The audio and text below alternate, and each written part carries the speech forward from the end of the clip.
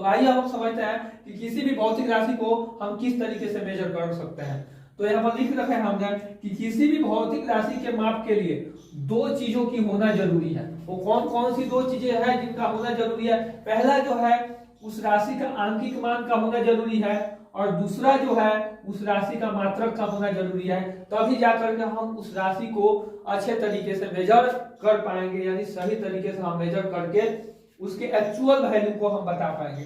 माना कि हमारे पास कोई राशि है x, और इस x राशि को मेजर करना है, तो उस x राशि के लिए हमारे पास उसका न्यूमेरिकल वैल्यू यानी कि आंकिक मान और u यानी कि उस राशि का यूनिट का होना बहुत जरूरी है। जैसे हम यहाँ पर कुछ एग्जांपल लिख रखे हैं, इस एग्जांपल के द्वारा समझते हैं कि हमें समय को अगर हमें समय को मेजर करना है, तो यहाँ पर अगर केवल अगर 10 दिया रहता तो हमें समझ में नहीं आता कि ये 10 किस चीज को बता रहा है। तो देखिए हम इसके साथ लगा दिए हैं एस। एस जो है इस समय का क्या है? यूनिट है। तो हमें यहाँ से पता चल गया कि यहाँ पर लिखा हुआ है 10 सेकेंड।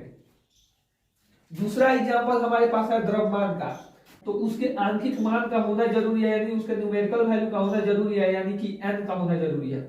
और यहाँ पर उसके यूनिट का भी होना जरूरी है, यानी कि यूनिट जो है हम U से डिनोट करता है। तब जाकर के हम उस वस्तु के क्या चीज को बता पाएंगे? द्रव्यमान को बता पाएंगे, यानी कि उस राशि के द्रव्यमान को हम अच्छे तरीके से बता पाएंगे, यानी एक्चुअल वैल्यू को बता पाएंगे।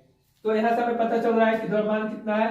5 kg। अगर यहाँ पर kg नहीं होता तो हमें एक्चुअल वैल्यू पता नहीं होता। जैसे एक और एग्जांपल हम यहाँ पर लिख रखे हैं कि एक रड की लंबाई है वो L है। जैसे हम उसको मेजर किए तो हमें पता चल गया कि उस रड की लंबाई कितना है? 20 सेंटीमीटर, यानी कि यहाँ पर जो इसका यूनिट है वो सेंटीमीटर में दे रखा है, और यहाँ पर न्यूमेरिकल वैल्यू जो है इसका 20 है।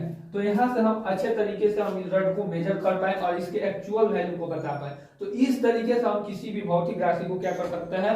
मेजर कर सकते हैं। आपको याद रखना है कि किसी भी भौतिक राशि को मेजरमेंट करने के लिए यानी मापने के लिए दो चीजों का होना बहुत जरूरी है। या एक तो उस राशि के लिए उसका आंकिक मान का होना जरूरी है, और दूसरा उस राशि का यूनिट का होना बहुत जरूरी है। तभी जाकर के हम किसी भी राशि के एग्जैक्ट वैल्यू को यानी कि एक्चुअल वैल्यू को हम बता सकते हैं। तब तक के लिए नहीं, हम फिर मिलते हैं अगले वीडियो में।